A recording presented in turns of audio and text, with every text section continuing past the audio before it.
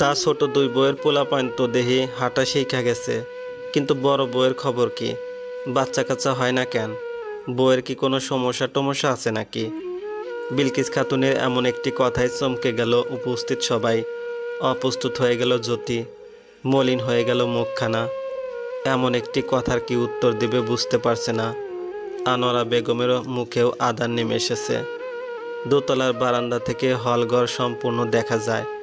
ছাদ থেকে নেমে ঘরে যাওয়ার সময় নিচে দৃষ্টি পড়ে শোভনের। নিচে সবার ভিড়ে দেখে একটু দাঁড়িয়েছিল সে। পুরো কথাটাই তার কান পর্যন্ত গেল। মেজাজ বিগড়ে গেল সঙ্গে সঙ্গে। ইচ্ছে করলো নিচে গিয়ে বিলকিস খাতুনের উদ্দেশ্যে কড়া কয়েকটা কথা বলে আসতে। কারো কাছ থেকে কোনো উত্তর না পেয়ে বিলকিস খাতুন জ্যোতির দিকে মাথা তুলে তাকালেন। এবার সরাসরি তার উদ্দেশ্যে প্রশ্ন করলেন, কি গো নাতি বউ, তোমার কি কোনো সমস্যা টমস্যা আছে? জ্যোতি আরো লজ্জায় পড়ে গেল। ইচ্ছে করছে এক দৌড়ে এখান থেকে চলে যেতে, কিন্তু পারছে না। শেষে আর চোখে শাশুড়ির দিকে তাকালো। আনোয়ারা বেগম নিজেকে স্বাভাবিক করে হেসে উত্তর দিলেন, আমাদের দায়িত্ব ছিল ছেলেকে ভালো একটি মেয়ের সঙ্গে বিয়ে দেওয়ার। সেই দায়িত্ব আমরা সঠিকভাবেই পালন করেছি। এখন ওদের বাচ্চা কাচ্চা হবে কি হবে না, ওরা বাচ্চা কবে নিবে এটা ওদের ব্যক্তিগত ব্যাপার। অন্যের ব্যক্তিগত ব্যাপার নিয়ে কথা বলে কি আমাদের কোনো লাভ আছে মাওই? বিলকিস খাতুনের হাস্যোজ্জ্বল মুখে আদার ঘনি এলো। দৃষ্টি সরিয়ে নিলেন। আনোয়ারা বেগম মুখে হাসি রেখে জ্যোতির উদ্দেশ্যে বললেন, বড় বউ, রান্নাঘরে যাও, গিয়ে জায়েদের সাহায্য করো। জ্যোতি মাথা নাড়িয়ে শাশুড়ির আদেশ পালনের জন্য রান্নাঘরে চলে গেল। মায়ের প্রতিবাদের ধরন পছন্দ হলো শোভনের। সেও ঘরে চলে গেল। বিলকিস খাতুন এ বাড়িতে এসেছেন মেয়ের কাছে কিছুদিন থাকার জন্য। পেরিয়ে গেল একটি দিন। রোজকার মতো মসজিদ থেকে ফজরের নামাজ পড়ে বাড়ি ফিরল শোভন। ঘরের সামনেই দেখা হয়ে গেল জ্যোতির সঙ্গে। সে তার গম্ভীর কণ্ঠে জ্যোতির উদ্দেশ্যে আদেশে সুরে বলল, আমার অফিসের ছুটি শেষের দিকে, আজই আমি ফিরে যাচ্ছি। আমার সঙ্গে যেতে চাইলে আধা ঘন্টার মধ্যে তৈরি হয়ে নাও। শোভনের কথায় অবাক হলো জ্যোতি। হুট করে এসে এমন একটি গুরুত্বপূর্ণ কথা কি কেউ এভাবে বলে? রাতে বললেও তো হতো নাকি? মনের কথাটা প্রকাশ করার আগে জ্যোতিকে পাশ কাটিয়ে ঘরে ঢুকে গেল শোভন। টাওয়ালটা গলায় ঝুলিয়ে বাথরুমে চলে গেল। কি করবে বুঝতে পারছে না জ্যোতি। শাশুড়ির নির্দেশ মতো গতকালই তো ব্যাগ গুছিয়ে নিয়েছে। কোমরে হাত দিয়ে এসব ভাবতেই ব্যস্ত সে। কিছুক্ষণ বাদে পিছন থেকে শোভন বলল, এখনো এভাবে দাঁড়িয়ে আছো কেন? যাওয়ার কি ইচ্ছে নেই? ভরকে গেল জ্যোতি। এত তাড়াতাড়ি লোকটার গোসল শেষ? কাঁধে ঝোলানো টাওয়ালটা দিয়ে মাথা মুছতে মুছতে আয়নার সামনে গিয়ে দাঁড়ালো শোভন। বলল, 10:30টায় ট্রেন ছাড়বে। কারোর জন্য নিশ্চয়ই ট্রেন বসে থাকবে না। এখন 7:30 বাজে, যেতেও তো খানিকটা সময় লাগবে নাকি? শোভন একটু থেমে আবারও বলল, সবার কাছ থেকে বিদায় নিতে নিতেও তো ঘন্টা পার করে দিবে, তাই হাঁ করে তাকিয়ে না থেকে তৈরি হয়ে এসো। জ্যোতি আর দাঁড়ালো না। আলমারি থেকে কাপড় নিয়ে বাথরুমে চলে গেল তৈরি হতে। বৈবাহিক জীবনের 1 বছরের মধ্যে এই প্রথমই শোভন এত কথা বলল জ্যোতির সঙ্গে। অথচ এতদিন প্রয়োজনে বাধ্য হয়ে হ্যাঁ না ছাড়া কোনো কথাই হয়নি তাদের মধ্যে। জ্যোতি অনেক চেষ্টা করেছে আগ বাড়িয়ে কথা বলতে, চেষ্টা করেছে সম্পর্কটাকে অন্য সব দম্পতিদের মতো স্বাভাবিক করতে, কিন্তু শোভন সেই সুযোগটাই তাকে দেয়নি। কিছুটা সময় নিয়ে পোশাক বদলে বের হলো জ্যোতি। ঘরে এসে আর শোভনের দেখা পেল না। আনোয়ারা বেগমের সঙ্গে দেখা করতে চলে গেল। বারান্দায় দাঁড়িয়ে আছে শোভন, দৃষ্টি আকাশের দিকে। কোনো কিছু নিয়ে গভীর ভাবনায় আচ্ছন্ন সে। বাইরের থেকে দেখে যে কেউই বলে দিতে পারবে এই 29 বছরের পুরুষটির ভিতরে গভীর কিছু লুকিয়ে আছে, যা সে সকলের সামনে প্রকাশ করতে অনিচ্ছুক। এ সময় পুত্রবধূকে নিজের ঘরে দেখে কিছুটা অবাক হলেন আনোয়ারা বেগম। শোধালেন, কিছু বলবে? মা, বলো। আপনার ছেলে বলছে আজই নাকি ফিরে যাবে, আমাকেও তৈরি হতে বলেছে। আনোয়ারা বেগম পা থেকে মাথা পর্যন্ত জ্যোতিকে পর্যবেক্ষণ করলেন। বললেন, জানতাম হুট করে এমন একটি সিদ্ধান্ত চাপিয়ে দিবে। যাই হোক, ব্যাগপত্র তো সব গোছানো আছেই, এবার নিজে গিয়ে তৈরি হয়ে নাও। জ্যোতি ঘুমটা টেনে উত্তরে বলল, আমি তৈরি মা। ভ্রুযুগল কুঁচকে নিলেন আনোয়ারা বেগম। তীক্ষ্ণ দৃষ্টিতে তাকিয়ে বললেন, এভাবে এতটা পথ যাবে নাকি? এর উপর বোরকার হিজাব পরে এসো। জ্যোতির হাস্যজ্জ্বল মুখখানায় মলিনতা ভর করল। আনোয়ারা বেগম বুঝতে পারলেন পুত্রবধূর মন খারাপ হয়েছে। বললেন, পর্দা নারীদের জন্য ফরজ, শুধু নামাজ পড়লেই তো হবে না, নামাজের পাশাপাশি পর্দা করেও চলা উচিত। পর্দা হচ্ছে বদ লোকদের নজর থেকে বাঁচার প্রধান অস্ত্র। তাই বাইরে বের হওয়ার আগে বোরকা পরলে ক্ষতি কি? মা, আসছি আমি। ভাইয়ের বাড়িতে গেলে অথবা কোথাও গেলে বোরকা পরেই বের হয় জ্যোতি। আজ হঠাৎ করেই তার নর্মাল কাপড়ে বের হতে ইচ্ছে হলো। ভাবি যখন ভাইয়ের সঙ্গে কোথাও যেত তখন শাড়ি পরে সাজগোজ করে বের হতো। কথাটা মনে হতেই জ্যোতিরও ইচ্ছে জাগলো, কিন্তু শাড়ি পরা তার কাছে বেশ বাড়াবাড়ি মনে হলো। আবারও ঘরে এলো জ্যোতি। পরনের পোশাকের উপরেই বোরকা পরে হিজাব পরে নিল। শোভন তাড়া দিয়ে বলল, তৈরি হওয়া শেষ হলে তাড়াতাড়ি চলো, গাড়ি দাঁড়িয়ে আছে নিচে। জ্যোতি মাথা নাড়ালো, কাপড়ের ব্যাগটা নিজের হাতে নিয়ে বের হওয়ার জন্য পা বাড়ালো। তৎক্ষণাৎ তার হাত থেকে ব্যাগটা নিয়ে নিল শোভন। কড়া গলায় বলল, ব্যাগটা অনেক ভারী, নিচ পর্যন্ত তুমি বয়ে নিয়ে যেতে পারবে না। জ্যোতির ঠোঁটের কোণে হাসি ফুটে উঠল স্বামীর এই ছোট্ট একটি যত্নে। বড় বড় পা ফেলে শোভন নিচে চলে গেল। কারোর সঙ্গে কথা বলার প্রয়োজন মনে করল না। সদর দরজা পেরিয়ে এগিয়ে এলেন আনোয়ারা বেগম। ছেলের উদ্দেশ্যে বললেন, যদিও তোমার উপর আমার ভরসা আছে, আমি জানি তুমি দায়িত্ববান একটা ছেলে, তবুও বলছি জ্যোতি কিন্তু এখন থেকে তোমার দায়িত্বে। স্ত্রী খেয়াল রেখো। ও হয়তো সব কিছু মুখ ফুটে বলতে পারবে না তোমায়, তাই তোমাকে সব বুঝে নিতে হবে। কখনো কষ্ট দিও না নিজের স্ত্রীকে। চেষ্টা করব সব দায়িত্ব সঠিকভাবে পালন করার। আসি তাহলে, আসসালামু আলাইকুম। আনোয়ারা বেগম সন্তুষ্ট হয়ে সালামের জবাব নিলেন, ওয়ালাইকুম আসসালাম। সকলের কাছ থেকে বিদায় নিয়ে জ্যোতিও গাড়িতে উঠে বসলো। গাড়ি ছুটে চলল এক নতুন গন্তব্যের দিকে। কাঁচ নামানো জানালা দিয়ে পিছন রেখে আসা পরিচিত মুখ এবং স্থান দেখতে লাগলো জ্যোতি। একসময় অদৃশ্য হয়ে গেল সব। দোতলার বারান্দা থেকে সবার আড়ালে পুত্র এবং পুত্রবধূকে মনে মনে বিদায় জানালেন রাউফুন খান। আলগোছে বাম হাতের উল্টো পাশ দিয়ে চোখ মুছে নিয়ে দীর্ঘশ্বাস ফেললেন, তারপর ঘরে চলে গেলেন। স্টেশনে অনেক ভিড়। সবেমাত্র ট্রেন এসে থেমেছে। একজন আরেকজনকে ঠেলে ঠুলে ধাক্কা দিয়ে ট্রেনে ওঠার প্রতিযোগিতা চলছে। গাড়ি ভাড়া মিটিয়ে জ্যোতিকে নিয়ে স্টেশনের ভিতরে ঢুকলো শোভন। আগ্রহ ভরা দৃষ্টিতে চারপাশের দৃশ্য অবলোকন করছে জ্যোতি। এটাই তার জীবনের প্রথম ট্রেন ভ্রমণ হতে যাচ্ছে। ট্রেন দিয়ে যাতায়াত করে বেড়াতে যাওয়ার মতো কোনো আত্মীয় স্বজন কোনো কালেই জ্যোতিদের ছিল না। ভিড়ের মধ্যে কেউ শক্ত করে জ্যোতির হাত ধরল। ভেতরে এক অচেনা কম্পন অনুভব হলো। পাশ ফিরে তাকাতেই শোভনকে দেখতে পেল। শোভনই তার হাতটি ধরেছে। শোভন জ্যোতির উদ্দেশ্যে বলল, আমার সঙ্গে সঙ্গে এসো, হাত যেন না ছুটে আমার থেকে। এই ভিড়ের মধ্যে হারিয়ে গেলে খুঁজে তো পাওয়া যাবেই না, এমনকি ট্রেনও মিস হবে। যেভাবে শক্ত করে জ্যোতির হাত ধরেছে শোভন, তাতে চাইলেও জ্যোতি ছুটতে পারবে না। কোনো মতে মানুষজন ঠেলে ঠুলে ট্রেনের ভিতরে ঢুকলো তারা। টিকিট অনুযায়ী নিজেদের আসনে গিয়ে বসলো। আধা ঘন্টা পর ট্রেন ছেড়ে দিল। বাইরে থেকে দেখলে মনে হয় ট্রেন কি ধীর গতিতে চলে, অথচ ভিতর থেকে বোঝা যায় ট্রেনের আসল গতি। গরমকাল, অথচ জানালার ধারে বসায় ঠান্ডা হাওয়া গায়ে লেগে শীত লাগছে জ্যোতির। মুগ্ধ হয়ে একবার ভিতরে তো আরেকবার বাইরে তাকাচ্ছে সে। হঠাৎ করে জানালা বন্ধ করে দিল শোভন। করুণ দৃষ্টিতে স্বামীর পানে তাকালো জ্যোতি। শোভন গম্ভীর কণ্ঠে বলল, এই হাওয়া গায়ে লাগলে ঠান্ডা লেগে যাবে।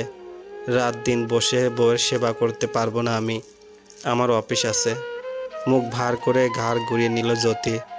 কোনো কিছু নিয়ে আবদার করার মতো সাহস জ্যোতির এখনও হয়নি, অথবা সেই অধিকারটা এখনও অর্জনই করতে পারেনি। তবে এই সাময়িক কষ্টটা দূর হয়ে গেল এই ভেবে ট্রেন ভ্রমণ তো করতে পেরেছে সে। কয়েক ঘন্টার জার্নির পর নির্দিষ্ট গন্তব্যে পৌঁছালো শোভন এবং জ্যোতি। একটি ছেলে দাঁড়িয়ে আছে একটি বাড়ির সামনে। শোভনকে দেখতে হাস্যোজ্জ্বল মুখে এগিয়ে এলো ছেলেটি। বলল, অফিস বাদ দিয়ে তোদের জন্য এখানে অপেক্ষা করছিলাম। শোভন প্রশ্ন করলো, কেন? কেন আবার কি? তোদের ফ্ল্যাটটা দেখিয়ে দিতে হবে না? চোখ বড় করে তাকালো শোভন। শোভনের এমন চাহনিতে বোকা বোকা হাসলো ছেলেটি। জ্যোতির দিকে দৃষ্টি পড়তে বলল, আসসালামু আলাইকুম ভাবি, কেমন আছেন?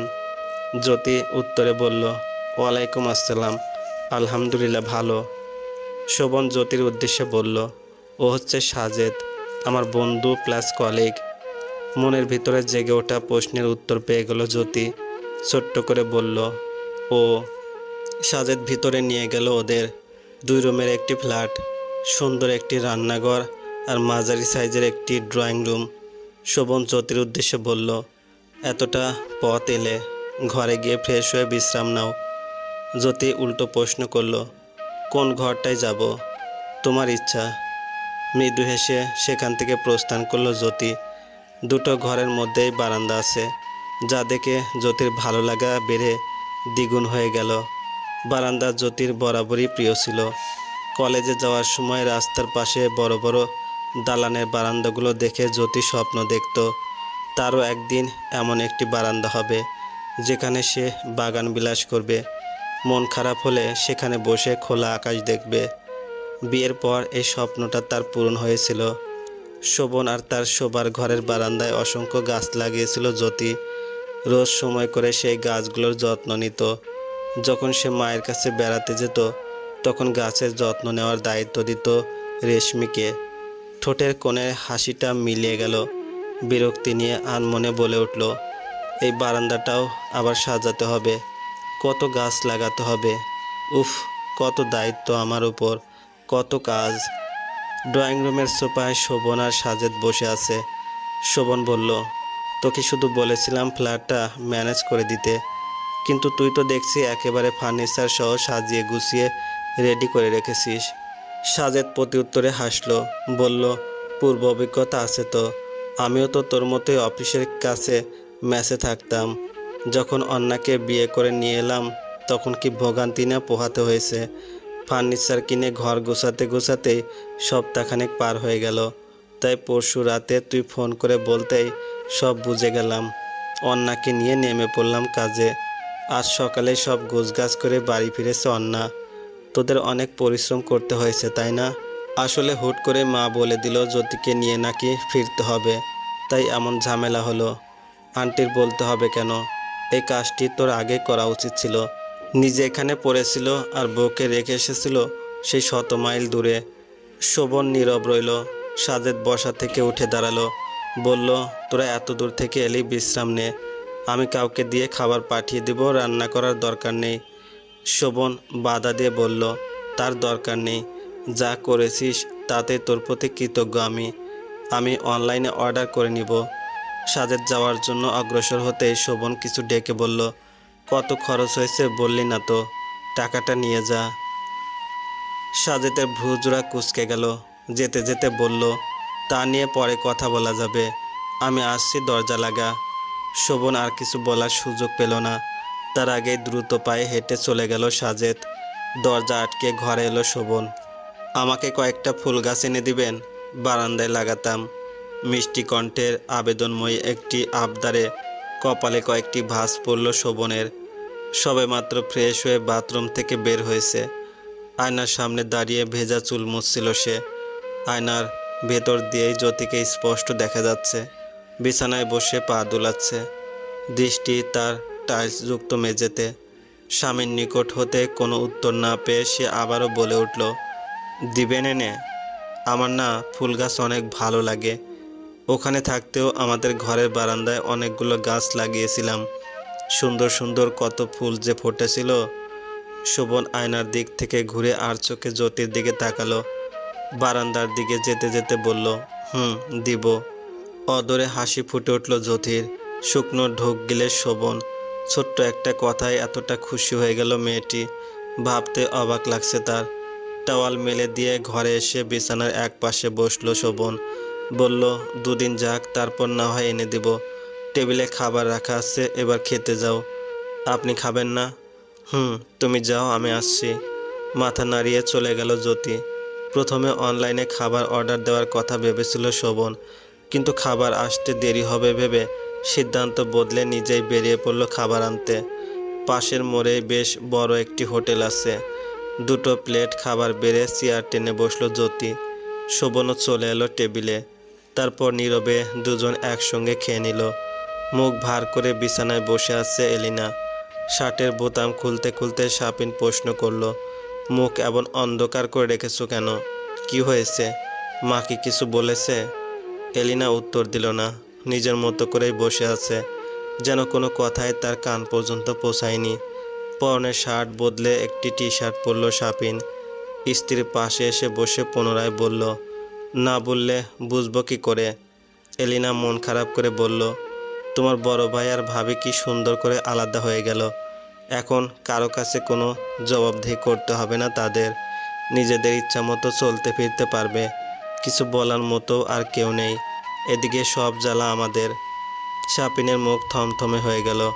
এলিনা তাকালো শাপিনের মুখের দিকে, আহ্লাদি স্বরে বলল, চলো না আমরা আলাদা হয়ে যাই। আর কতদিন এভাবে থাকবো? ইমাও তো বড় হচ্ছে নাকি? শাপিন রেগে গেল মুহূর্তেই। রুড়ো কণ্ঠে বলল, ও এখন আমার পরিবারটাকে ভাঙার মতলব এঁটেছ? এসব শয়তানি বুদ্ধি কে ঢুকিয়েছে মাথায়? এলিনা ভড়কে গেল। শাপিন বলল, আমার মা চাচিরা এই যৌথ পরিবারেই বউ হয়ে এসে সংসার করেছে। তাদেরও ছেলে মেয়ে ছিল। এই যৌথ পরিবারে আমরা সব ভাই বোনেরা একসঙ্গে বড় হয়েছি। বিয়ের আগে জানতে না আমরা যৌথ পরিবারে থাকি? এলিনা সতর্ক কণ্ঠে বলল, চিৎকার করছো কেন? সবাই শুনতে পাবে তো। শুনুক সবাই। এসব কথা যদি আর কখনো তোমার মুখে শুনি, তাহলে সেদিনই এই বাড়িতে তোমার শেষ দিন মনে রেখো। এলিনার মেজাজটাও এবার খারাপ হয়ে গেল। রাগান্বিত কণ্ঠে বলল, তোমার ভাই ভাবি যে চলে গেল তখন কিছু হয়নি তাই না? ভাইয়া ওখানে গিয়েছিল লেখাপড়া করতে। লেখাপড়া শেষে ওখানে চাকরি নিয়েছে, এ কথা তো তোমার জানা। বিয়ের পরেই তো আর ভাবিকে নিয়ে যায়নি। এছাড়া স্বামী যেখানে থাকবে স্ত্রীও তো সেখানে থাকবে নাকি? এটা নিয়ে ঝামেলা করার কি আছে? আমি কি অত দূরে চাকরি করে নাকি যে বউ বাচ্চা নিয়ে আমাকেও আলাদা থাকতে হবে?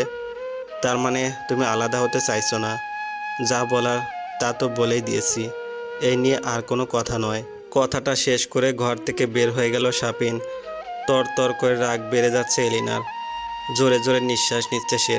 শাপিনকে বের হতে দেখে নীলা ভিতরে প্রবেশ করলো। বলল, রাজি হয়েছে শাপিন? না, হয়নি। উল্টো আমার সঙ্গে রাগারাগি করেছে। নীলা আশাহত হলো। মলিন কণ্ঠে বলল, রাফিনও একই ব্যবহার করেছে। আসলে আমাদের কপালটাই খারাপ।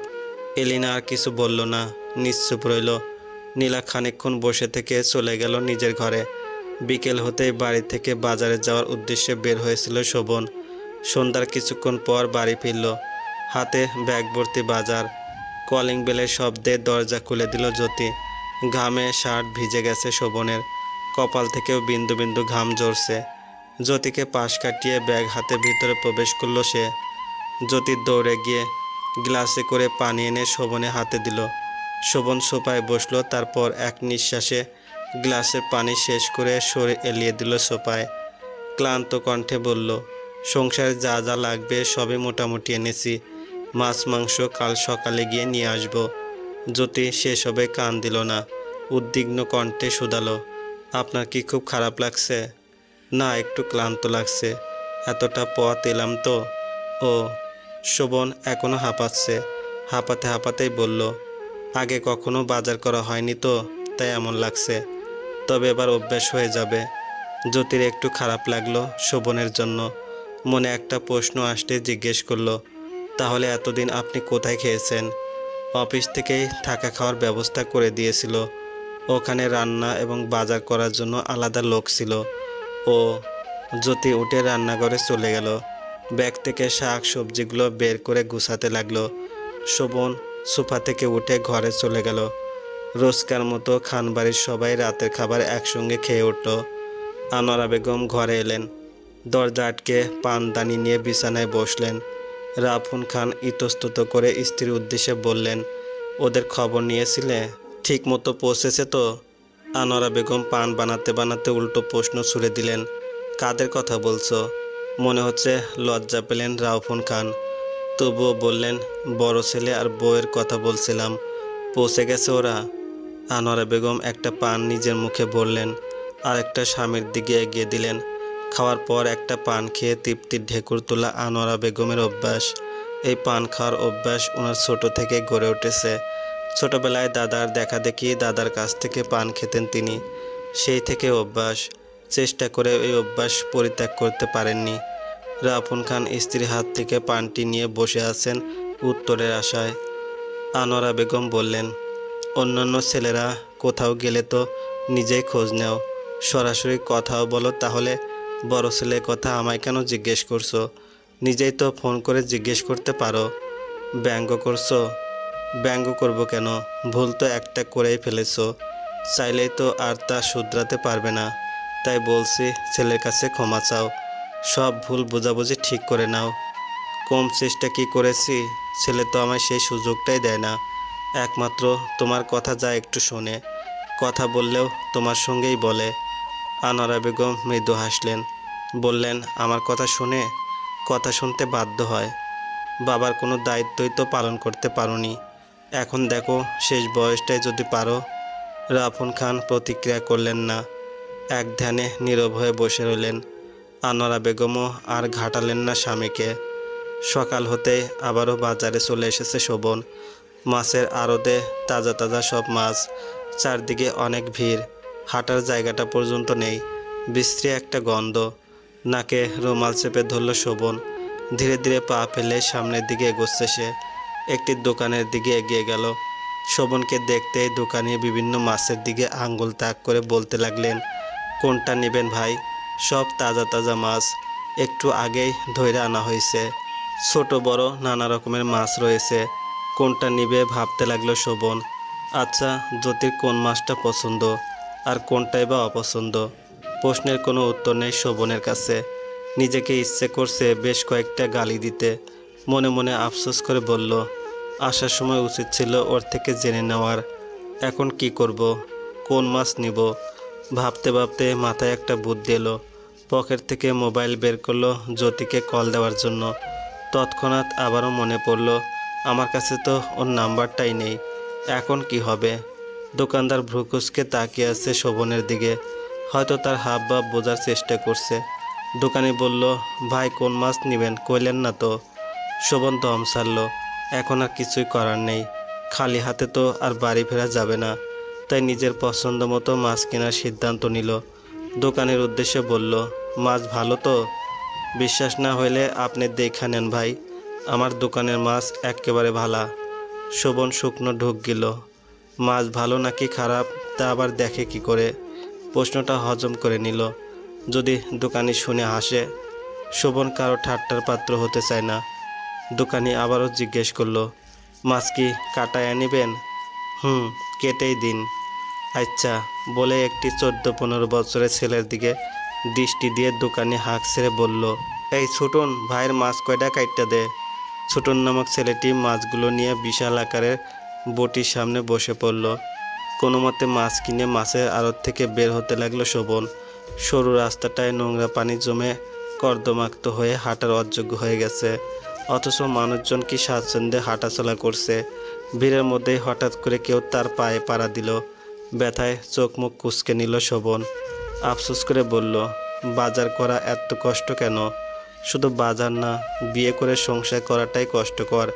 এই জন্যই কে যেন বলেছিল, দিল্লি কা লাড্ডু না খেলেও পস্তাতে হয়, খেলেও পস্তাতে হয়।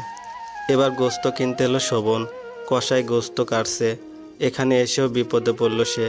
কত কেজি গোস্ত নিবে চিন্তায় পড়ে গেল। আচ্ছা, জ্যোতি কি গরুর গোস্ত পছন্দ করে? এবার সত্যি সত্যি নিজের গালে কয়েকটা থাপ্পড় মারতে ইচ্ছে হলো। একটা ছেলে এত দায়িত্ব জ্ঞানহীন হয় কি করে? নিজেই নিজেকে ধিক্কার জানালো শোভন। শেষে সিদ্ধান্ত নিল, আপাতত 1 কেজি নিয়ে যাই।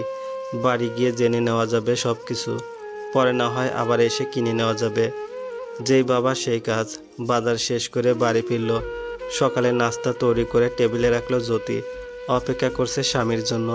স্বামী ফিরলে দুজনে একসঙ্গে নাস্তা করবে। কলিং বেল বাজতেই দৌড়ে গেল দরজা খুলতে। শোভন জ্যোতির হাতে ব্যাগ দিয়ে বলল, মাছ মাংস সব ব্যাগের ভিতরে আছে, মাছও কেটে এনেছি। জ্যোতি ব্যাগ নিয়ে রান্নাঘরে যেতে যেতে বলল, টেবিলে খাবার রাখা আছে, খেয়ে নিন। শোভন গিয়ে চেয়ার টেনে বসলো। জ্যোতিও চলে গেল। খাওয়া শেষে উঠে গেল শোভন। তারপর ঘরে গেল অফিসে যাওয়ার জন্য তৈরি হতে। ব্যাগ থেকে একে একে সব বের করে মেঝেতে রেখেছে জ্যোতি। নতুন এক ভাবনায় উদয় হলো। এতগুলো মাছ কি করবে, কোথায় রাখবে, সেই ভাবনায় মশগুল হয়ে আছে। শেষে উঠে দাঁড়ালো, ঘরে চলে এলো। আয়নার সামনে দাঁড়িয়ে শার্টের বোতাম লাগাচ্ছে শোভন। জ্যোতি প্রশ্ন করলো, আবার কোথায় যাবেন? না ঘুরেই উত্তর দিল, অফিসে। কখন ফিরবেন? সঠিক বলতে পারছি না, তবে সন্ধ্যার আগেই ফিরে আসার চেষ্টা করব। আচ্ছা, এতগুলো মাছ কেন আনলেন? সব কি আর একসঙ্গে রান্না করা যাবে? মানুষ তো আমরা মোটেই দুজন। যতটুকু করা যায় করো, অবশিষ্ট রেখে দাও। কোথায় রাখবো? ফ্রিজ নেই তো। বাহিরে রেখে দিলে মাছ কি আর থাকবে? সব তো পচে যাবে। শার্টের বোতাম লাগিয়ে চুল ঠিক করছিল শোভন। জ্যোতির কথায় থেমে গেল। কপালে কয়েকটি ভাঁজ পড়ল। বলল, ফ্রিজ লাগবে? ফ্রিজ ছাড়া তো আর এত মাছ রাখা যাবে না। আজকের দিনটা কোনোভাবে ম্যানেজ করে নাও, আমি দেখছি কি করা যায়। ফ্রিজের দরকার নেই, অল্প অল্প করে পরিমাণ মতো বাজার করলেই তো সমস্যার সমাধান হয়ে যাবে। রোজ রোজ আমি বাজারে যাব নাকি? আমার পক্ষে সম্ভব নয়। তোমাকে এসব নিয়ে ভাবতে হবে না। আসছি আমি বাদে অন্য কেউ এলে কিন্তু একদম দরজা খুলবে না। জ্যোতি মাথা নাড়িয়ে আচ্ছা বলল। শোভন বিছানার উপর থেকে মোবাইল আর অফিস ব্যাগ নিয়ে বেরিয়ে গেল। ছোটবেলায় জ্যোতিদের বাড়িতে কোনো ফ্রিজ ছিল না। কখনো মা বাজার করে আনতো, আবার কখনো বা ভাই বাজার করত। মাঝে মধ্যে যদি মাছের পরিমাণ বেশি হয়ে যেত, তখন তার মা অবশিষ্ট মাছগুলো ভেজে রেখে দিতেন। এতে আর মাছ পচত না। যদিও এই পদ্ধতি অবলম্বন করার সিদ্ধান্ত নিল। মাছগুলো পরিষ্কার করে আলাদা আলাদা পাত্রে রাখলো। কিন্তু আবার এক ঝামেলায় পড়ল। চিংড়ি মাছ আবার কিভাবে ভেজে সংরক্ষণ করে? ভাবনার মধ্যেই হুট করে কলিং বেল বেজে উঠল।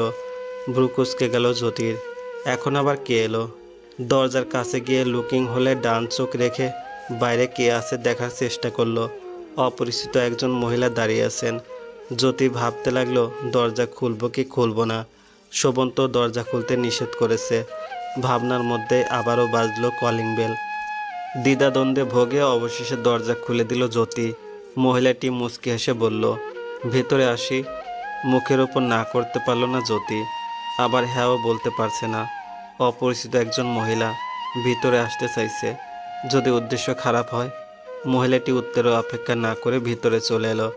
হেসে বলল, আমি আপনাদের পাশের ফ্ল্যাটেই থাকি। জ্যোতি প্রত্যুত্তরে বলল, ও। কিন্তু এখনও সেই দরজার সামনে ঠায় দাঁড়িয়ে মহিলাটির দিকে তাকিয়ে আছে। মহিলাটি বলল, কাল জানলা দিয়ে আপনাদের আসতে দেখলাম, তাই আজই চলে এলাম পরিচিত হতে। এতদিন তো এই ফ্ল্যাটে খালি পড়েছিল। এদিকে আমার হাজবেন্ড সেই সকালে অফিসের জন্য বের হয় আর ফিরে রাত করে। পুরো ফ্ল্যাটে একাই থাকতে হয় আমায়। কতক্ষণই বা একা একা টিভি দেখে কাটানো যায় বলুন তো? প্রত্যুত্তরে জ্যোতি মৃদু হাসল। মহিলাটি বলল, কিছু মনে করবেন না, আসলে আমি না একটু বেশি কথা বলি। আরে না না, কি মনে করব? আমার নাম ইভা। ও, আমার নাম জ্যোতি। মাশাল্লাহ, আপনার সঙ্গে সঙ্গে কিন্তু আপনার নামটাও বেশ সুন্দর। জ্যোতি এবারও হাসলো। হঠাৎ মনে পড়ল চুলায় মাছ ভাজা রেখে এসেছে। ইভার উদ্দেশ্যে বলল, আপনি বসুন, আমি একটু আসছি। ইভা বসলো না। জ্যোতির পিছু পিছু রান্নাঘরে চলে এলো। মাছ উল্টে দিতে লাগলো জ্যোতি। ইভা বলল, আমি আবার 1টা-1.5টার আগে রান্না বসাই না। একা মানুষ তো আমার। উনি আবার দুপুরে খাবার অফিসে খেয়ে নেন। ওখানে তো আবার বড় ক্যান্টিন আছে। কিছুটা সময়ের মধ্যেই দুজনের মধ্যে ভাব হয়ে গেল। এখন আর একা লাগছে না জ্যোতির। এভাবেই সময় অতিবাহিত হতে লাগলো। অফিসে আসতেই বস ডেকে পাঠিয়েছে শোভনকে। যাওয়ার আগে সাজেদ বলল, ম্যাম না কোনো কারণে রেগে আছেন, ভেবেচিন্তে কথা বলিস কিন্তু। শোভন বসের অফিস রুমের কাছে এসে দাঁড়িয়ে অনুমতি চাইল। আসবো ম্যাম? ভেতর থেকে ঝাঁঝালো কণ্ঠের উত্তর এলো, হ্যাঁ আসুন। শোভন ভিতরে প্রবেশ করলো। চেয়ারে বসে আছে একজন প্রাপ্তবয়স্ক মেয়ে। 7 মাস আগেই পুরাতন স্যার রিটায়ার্ড করেছেন। সেই বসের পরিবর্তে নতুন বস হিসেবে তনিমা জয়েন করেছে। তনিমা তার টেবিলের সামনের চেয়ারটি ইশারায় শোভনকে দেখিয়ে বলল, বসুন। শোভন বসলো। জিজ্ঞেস করলো, ম্যাম ডেকেছেন? জি। কোথায় ছিলেন এতদিন? ছুটিতে ছিলাম। তাছাড়া আপনাকে তো মেইল করে দিয়েছিলাম। তা তো জানি, কিন্তু গিয়েছিলেন কোথায়? বিরক্ত হলো শোভন।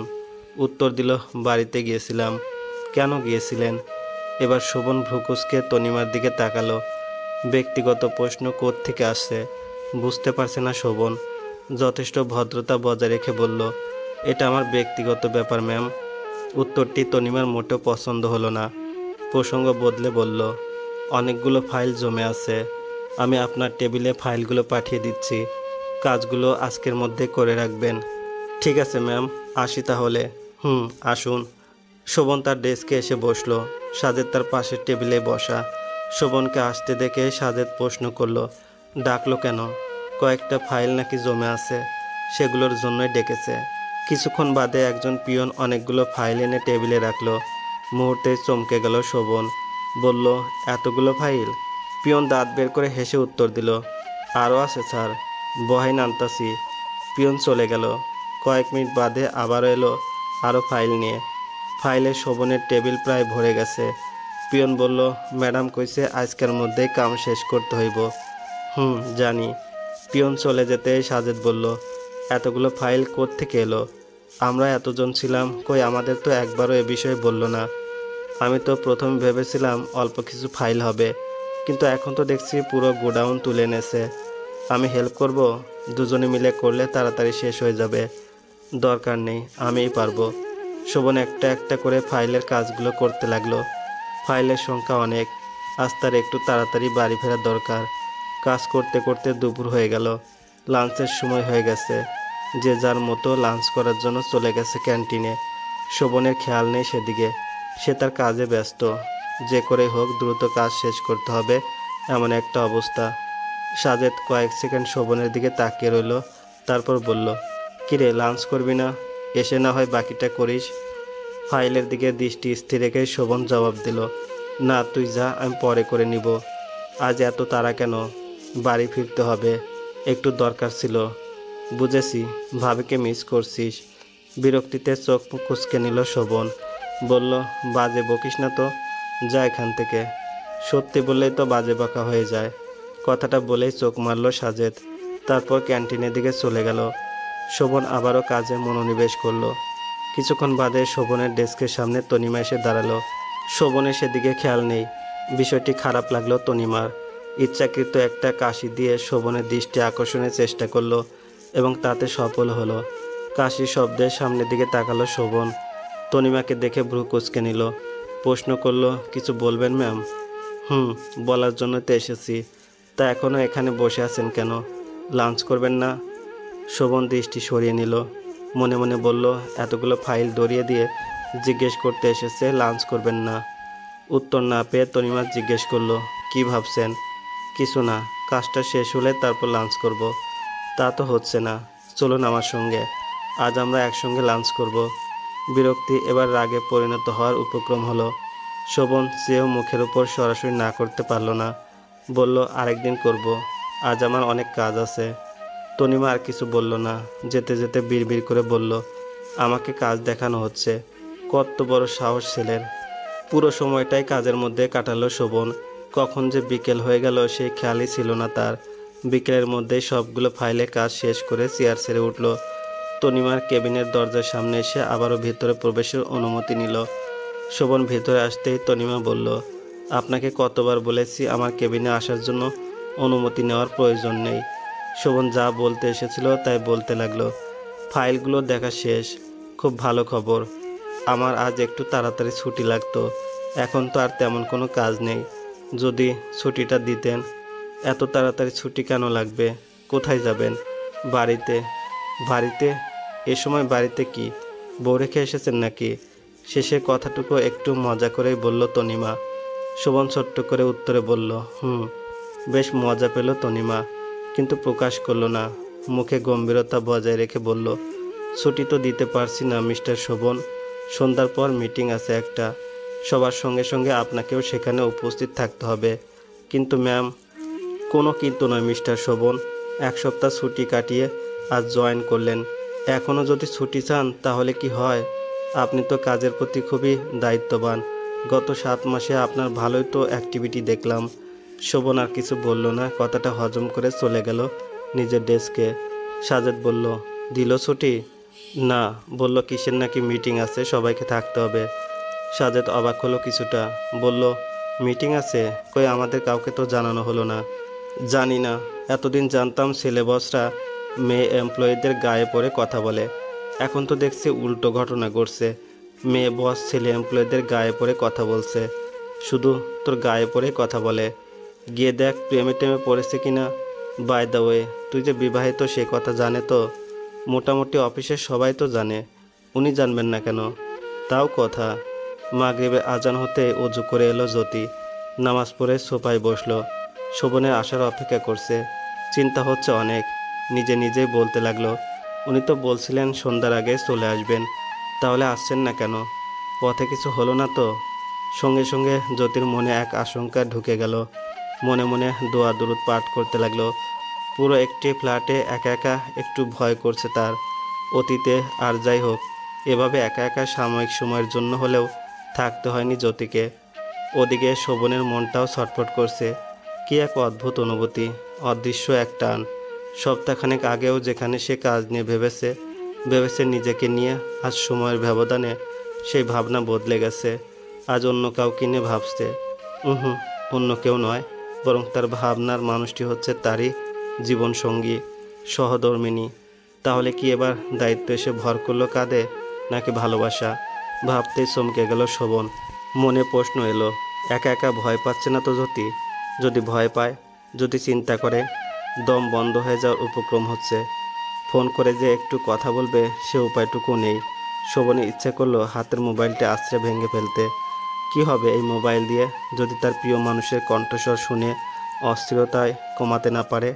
ছটফট আর রাগ তরতর করে বেড়ে যাচ্ছে শোভনের। অযথা ল্যাপটপের সামনে বসে আছে। মাগরিবের নামাজ পড়ে কিছুক্ষণ আগে এসে বসেছে সে, অথচ এখনও মিটিং শুরু হচ্ছে না। আরও ঘন্টা দেড়েক অপেক্ষা করলো শোভন। সাজে তার পাশের ডেস্কে রজত বিরক্ত হয়ে উঠে দাঁড়ালো, বলল, এবার বেশি হয়ে যাচ্ছে, এভাবে অযথা বসিয়ে রাখার মানে কি? চল শোভন, এবার গিয়ে সরাসরি ম্যামের সঙ্গে কথা বলি। আমরা তো আর ওনার প্রাইভেট কোম্পানিতে চাকরি করছি না যে এভাবে যখন তখন যা খুশি আমাদের উপর চাপিয়ে দিবেন। আমি তো বললাম, দেখলি তো কি বললেন। এখন তোরা গিয়ে বল। সাজেদ এবং রজত আর গেল না। শেষে শোভন বাধ্য হয়ে তনিমার কেবিনে ঢুকলো। বলল, ম্যাম, আপনি তো বলছিলেন একটা মিটিং আছে, এদিকে 2 ঘন্টা পার হলো, কোনো মিটিং তো শুরু হচ্ছে না। ওহ, বলতেই ভুলে গেছি, ওনারা আজ আসবেন না, তাই মিটিং ক্যান্সেল। এবার তো তাহলে ছুটি দিন। বললাম তো একটা কাজ আছে। তনিমা ভ্রুকুচকে তাকিয়ে রইল শোভনের দিকে, ভেবে বলল, আচ্ছা যান তাহলে, ধন্যবাদ। শোভন আর দাঁড়ালো না, ডেস্ক থেকে ব্যাগটি নিয়ে বেরিয়ে গেল অফিস থেকে। ঘড়িতে এখন 8টা বেজে 32 মিনিট। অন্য কোনো সময় হলে হয়তো নিশ্চিন্তে রাস্তার পাশ দিয়ে ধীরে ধীরে হেঁটে গন্তব্যে ফিরত শোভন, কিন্তু আজ তার অনেক তাড়া। শোভনের একটা ইচ্ছে ছিল, যদিও সেই ইচ্ছেটাকে স্বপ্ন বলা চলে। ইচ্ছেটা ছিল নিজের একটি বাড়ি করার। সেই ইচ্ছেটা পূরণ করতে করতে হয়তো অনেক সময় লেগে যাবে। সত্যি বলতে কি, সৎ পথে উপার্জন করে কখনো বিলাসবহুল জীবনযাপন করা যায় না। তাই ব্যাংকে একটি হিসাব খুলে মাস শেষে কিছু টাকা সঞ্চয় করেছিল সে। ভালো একটা অ্যামাউন্টই জমা হয়েছে সেখানে। অফিস থেকে লোন তোলার জন্য দরখাস্ত দিয়েছে প্রায় 8-9 মাস আগে, কিন্তু ঊর্ধ্বতন বদলানোর কারণে দরখাস্ত এখনও আটকে আছে।